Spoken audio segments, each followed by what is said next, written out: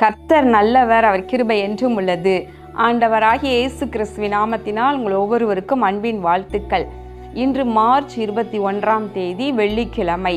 இந்த நாள் உங்களுக்கு சமாதானமான ஆசீர்வாதமான நாளாக இருப்பதாக. இந்த நாளிலே தேவனுடைய கிருபையும் இரக்கமும் உங்களுக்கு உண்டாயிருப்பதாக. பிரியமானவர்களே, இன்றைக்கு +2 எக்ஸாம் எழுதி கொண்டிருக்கின்ற அன்பு மாணவ மாணவியர், விசேஷமாக கெமிஸ்ட்ரி, அக்கௌண்டன்சி, ஜியோகிராஃபி எழுதுகிறாங்க. அதனோடு கூட சிபிஎஸ்சி பிள்ளைகள் பயோடெக்னாலஜி எழுதுகிறாங்க. இன்னும் கூட மற்ற தேர்வுகளை எழுதி கொண்டிருக்கின்ற அன்பு மாணவ மாணவியருக்காக ஜெபிக்கின்றேன். மற்றும் டீச்சர்ஸ் தங்களுடைய வகுப்பு பிள்ளைகள் எழுத போகின்ற பரீட்சைக்காக ஜெபிக்கும்படி கேட்டுக்கொண்டிருக்கிறாங்க. அவர்களுக்காகவும் நாங்கள் ஜெபிக்கிறோம். அவர்கள் கற்றுக் கொடுத்தவர்கள், வகுப்பில் உள்ள பிள்ளைகள் அத்தனை பேரும் தேர்ச்சி அடைய வேண்டும், நல்ல மார்க்குகள் எடுக்க வேண்டும் என்று அவங்க ஜெபம் பண்ண கேட்டிருக்காங்க. அவங்களும் அழகாய் கற்றுக் கொடுத்துருக்குறாங்க. எனவே அப்படிப்பட்ட டீச்சர்ஸ்க்காக அவருடைய மன விருப்பங்களையும் கர்த்தர் நிறைவேற்றுவாராக, ஒவ்வொருவரையும் பலப்படுத்துவாராக. இன்றைக்கு நாம் தியானிக்கும் வசனம் எரேமியா 49வது அதிகாரம் 11வது வசனம். திக்கற்றவர்களாய் போகும் உன் பிள்ளைகளை ஒப்புவி, நான் அவர்களை உயிரோடே காப்பாற்றுவேன், உன் விதவைகள் என்னை நம்புவார்களாக.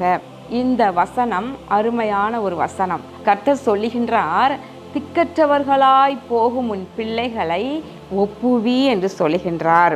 யார்கிட்ட ஒப்புவிக்கணும்? என்னிடத்தில் ஒப்புவி. அதாவது நான் அவர்களை உயிரோடே காப்பாற்றுவேன் என்று சொல்லுகின்றார். எவ்வளவு ஒரு அருமையான ஒரு வார்த்தை, அருமையான வசனம். யோசித்து பாருங்க. இன்றைக்கு நம்ம இந்த கடைசி நாட்களில் வாழ்ந்து வருகின்றோம், கடைசி காலங்களில் வாழ்ந்து கொண்டிருக்கின்றோம். பிரியமானவர்களே, இந்த உலகத்தில் தீமை பெருகி இருக்கின்றது, பாவம் பெருகி இருக்கின்றது. ஒருவேளை பெற்றோர்கள் நீங்கள் பயபக்தியாக இருக்கலாம், ஆண்டவருக்கு பிரியமாய் வாழலாம். ஆனால் உங்களுடைய பிள்ளைகள் ஆண்டவருக்கு விரோதமாக பாவம் செய்து ஆண்டவருக்கு பிரியமில்லாமல் அவங்க வாழ்ந்து வரலாம். போதை பழக்கத்திற்கு மற்றும் குடிக்கு அடிமைப்பட்டு படிக்கும் பருவத்திலேயே பலவிதமான எல்லா பாவ பழக்கங்களையும் கற்றுக்கொண்டு வளர்ந்து கொண்டிருக்கலாம். இப்படிப்பட்ட உங்களுடைய பிள்ளைகளுடைய ஆத்துமாக்கள் கற்ற ஆத்துமாக்களைப் போல இருக்கலாம். நீங்கள் ஜெபித்தாலும் இவர்களை சரியான வழிக்கு நான் கொண்டு வர முடியும் என்று சொல்லி நீங்கள் வேதனையோடு காணப்படலாம். ஆண்டவர் சொல்றாரு, என்னிடத்துல ஒப்புவி, நான் அவர்களை உயிரோடே காப்பாற்றுவேன், உன் பிள்ளைகளுடைய ஆத்துமாவை நான் உயிரோடே காப்பாற்றுவேன். அப்படி என்றால் என்ன? அவர்களை ரட்சிப்பேன், நான் மீட்டு கொள்ளுவேன் என்று கர்த்தர் சொல்லுகின்றார். பிரியமானவர்களே, அப்போ நம்ம வேதத்தில் பார்க்கின்றோம், ஒரு பெண் பிசாசினால் பிடிக்கப்பட்டிருந்த தன் மகளுக்காக ஆண்டவரிடம் வந்து அவளை சுகமாக்கும்படி கெஞ்சுகின்றாள். இது நம்ம மார்க் 7வது அதிகாரத்தில் இதை குறித்து பார்க்கலாம். அந்த பெண் யாருன்னா, மார்க் 7வது அதிகாரம் 26வது வசனத்தில் அந்த பெண் சிரோபேனிக்கியா தேசத்தாளாகிய கிரேக்க ஸ்திரீயாக இருந்தாள் என்று பார்க்கின்றோம். அப்போ அந்த பெண் ஆண்டவர்கிட்ட வந்து இப்படி கேட்கும் பொழுது ஆண்டவர் சொல்லுகின்றார், முந்தி பிள்ளைகள் திருப்தி அடையட்டும், பிள்ளைகளின் அப்பத்தை எடுத்து நாய்க்குட்டிகளுக்கு போடுகிறது நல்லதல்ல என்றார். அதாவது ஆண்டவர் இன்னொரு சுவிசேஷத்தில் சொல்லப்படுகிறது, நான் காணாமல் போன இஸ்ரவேல் வீட்டாரிடத்திற்கு தான் அனுப்பப்பட்டேனே ஒழிய மற்றவர்களிடத்தில் அல்ல என்று சொல்லுகின்றார். ஆனால் அந்த பெண் விடாமல் சொல்லுகின்றாள், இல்லை ஆண்டவரே, மேஜையிலிருந்து விழுகின்ற துணிக்கைகளை கீழே இருக்கிற நாய்க்குட்டிகள் அதை பொறுக்கி கொள்ளுமே என்று சொல்லி விடாமல் கேட்கின்றாள். அப்போ ஆண்டவர் சொல்கிறாரு, அவளுடைய விசுவாசத்தை பார்த்து ஆச்சரியப்பட்டு, நீ போ என்று சொல்லி உன் மகளை விட்டு அந்த பிசாசு நீங்கி போயிற்று என்றார். அவள் தன் வீட்டுக்கு வந்த பொழுது பிசாசு போய்விட்டதையும் தன் மகள் கட்டிலில் படுத்திருக்கிறதையும் கண்டாள் என்று பார்க்கின்றோம். பாருங்களேன், இந்த பெண்ணுக்கு எவ்வளோ விசுவாசம்.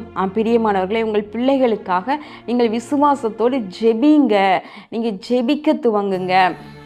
நீங்கள் அவங்க பிள்ளைகள் சரியாக வளரலையே, அவங்க ஆண்டவரை விட்டு தூரமாக இருக்காங்களே என்று சொல்லி நீங்கள் வருத்தப்பட்டு அழுது புலம்பிக் கொண்டே இராமல் பிள்ளைகளுக்காக உபவாசம் இருப்பதும், சரியான நேரங்களில் அவர்களுக்காக மன்றாடி தேவ சமூகத்தில் திறப்பில் நிற்பதும், அவர்களுக்காக துதிப்பதும், தளராமல் நீங்கள் இருங்க. சியோனே கர்த்தரை துதி, எருசலேமே கர்த்தரை ஸ்தோத்திரம் பண்ணு.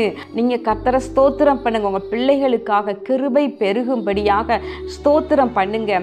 அப்போ என்ன நடக்குதுன்னா, அவர் உன் வாசல்களின் தாழ்பால்களை பலப்படுத்துகிறாராம். உங்கள் வாசல்கள்லாம் திறந்திருக்குதா? தாழ்பால்கள் பலவீனப்பட்டு யாரும் எளிதில் சத்துருக்கள் உள்ளே நுழையும்படியாக இருக்கின்றதா? ஆண்டவர் ஒன்று செய்கிறார். நீங்கள் துதிக்கும் பொழுது உங்கள் வாசல்களின் தாழ்பால்களை பலப்படுத்துகிறாராம். பலப்படுத்தி உன்னிடத்தில் உள்ள உன் பிள்ளைகளை ஆசீர்வதிப்பேன் என்று கர்த்தர் சொல்லுகின்றார். ஆண்டவரே, என் பிள்ளைக்கு தேவையான ஞானத்தை தாரும், புத்தியை தாரும், உணர்வை தாரும் என்று சொல்லி நீங்கள் ஜெபம் பண்ணுங்க. அப்போ பரிசுத்த ஆவியானவரே, என் பிள்ளைகளுக்கு நீங்கள் அறிவை கொடுப்பதோடு கர்த்தருக்கு பயப்படுகிற பயத்தையும் தாரும், ஞானத்தை கொடுப்பதோடு உணர்வை தாரும் என்று சொல்லி நீங்கள் ஜெபிக்கும் பொழுது கர்த்தர் அப்படியே உங்கள் பிள்ளைகளை நிரப்புவார்.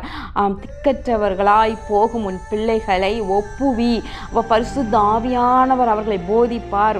உன் பிள்ளைகள் எல்லாரும் கர்த்தரால் போதிக்கப்பட்டிருப்பார்கள் என்று எழுதியிருக்கிறபடி நம்மளால் ஒரு லிமிட்டுக்கு மேலே பிள்ளைகளுக்கு போதித்து நடத்த முடியாது. புத்தி சொல்லிக்கிட்டே இருந்தால் பிள்ளைகள் நம்மளை பார்த்து எரிச்சல் அடைவாங்க, நம்ம சொல்கிறது காதில் கேட்க மாட்டாங்க. ஆனால் ஆண்டவர் சொல்கிறாரு, நான் உன் பிள்ளைகளை போதித்து வழிநடத்துவேன், அவர்கள் கர்த்தரால் போதிக்கப்பட்டிருப்பார்கள் என்று சொல்லப்பட்டிருக்கிறதே.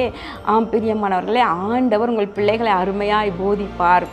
திக்கற்றவர்களாய் போகும் உங்கள் பிள்ளைகளை குறித்து கவலைப்படாதீங்க. இன்னைக்கு நீங்கள் ஆண்டவர் சமூகத்தில் ஒப்புவீங்க. இன்றைக்கு வெள்ளிக்கிழமை எல்லாரும் நிறைய பேர் உபவாசம் இருந்து ஜெபிக்கிற நாள். இந்த நாளில் உங்கள் பிள்ளைகளுக்காக விசேஷமாக இங்கே போராடி ஜெபம் பண்ணுங்க. பிரியமானவர்களே, நீங்கள் வாரத்தில் ஒரு குறிப்பிட்ட நாளை நீங்கள் குறித்து கொண்டு அந்த நாளில் நீங்கள் ஆகாரத்தை ஒதுக்கி தேவ சமூகத்தில் உங்கள் பிள்ளைகளுக்காக நீங்கள் நில்லுங்க, உபவாசம் இருங்க, ஜெபம் பண்ணுங்க. தேவ சமூகத்தை உங்கள் பிள்ளைகளை ஒப்புவித்து ஜெபிங்க. ஆட்டுக்குட்டியானுடைய இரத்தத்திற்குள்ளாக என் பிள்ளைகளை ஒப்புவிக்கிறேன் என்று சொல்லி ஒப்பு கொடுத்து ஜெபம் பண்ணுங்க. அவர்கள் மேலே கிருபை பெருக தேவ சமூகத்தில் கை உயர்த்தி நின்று நீங்கள் ஜெபம் பண்ணுங்க. ஸ்தோத்திர பலிகளை சொல்லுங்க.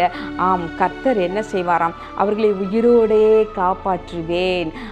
அவர்களை சரியாய் வழி நடத்தி அவருடைய ஆத்துமாவை தப்புவிப்பார். இந்த நாளிலும் கூட கண்களை மூடி ஜெபம் பண்ணுவோமா? எங்கள் அன்பின் பரலோக பிதாவே, இதோ இந்த நாளிலும் நாங்கள் தியானித்த உம்முடைய வார்த்தையின்படி ஆண்டவரை திக்கற்றவர்களாய் போகும் தங்கள் பிள்ளைகளை உம்மிடத்தில் அவர்களை ஒப்புவிப்பார்களாக. கர்த்தர் தாமே அப்படிப்பட்ட பிள்ளைகளை நீர் காத்து ஆண்டவரை சரியான வழியிலே நடத்தி கர்த்தாவே அவருடைய ஆத்துமாவை காப்பாற்றுவீராக, அவர்களை உயிரோடே காப்பாற்றுவீராக. இன்றைக்கு பரீட்சை எழுதுகின்ற அன்பு மாணவ மாணவியரை நீர் பலப்படுத்துவீராக, ஆசீர்வதிப்பீராக. இரட்சகராகிய இயேசு கிறிஸ்துவின் நாமத்தினால் இந்த ஜெபத்தை ஏறெடுக்கின்றேன் நல்ல பிதாவே, ஆமேன். பிரியமானவர்களே, இந்த நாள் உபவாசித்து ஜெபிக்கிற அந்த நாள் நம்முடைய ஆசீர்வாத டிவி ஊழியங்களுக்காக நீங்கள் கண்ணும் கருத்துமாய் ஜெபிக்கும்படி அன்போடு ஞாபகப்படுத்துகின்றேன். ஊழியத்தின் தேவைகளையும் கருத்தில் கொண்டு உங்கள் குடும்பத்தின் சார்பாக தாங்கி நிற்க மறவாதிருங்கள். கர்த்தர் உங்களை ஆசீர்வதிப்பாராக. ஆமேன்.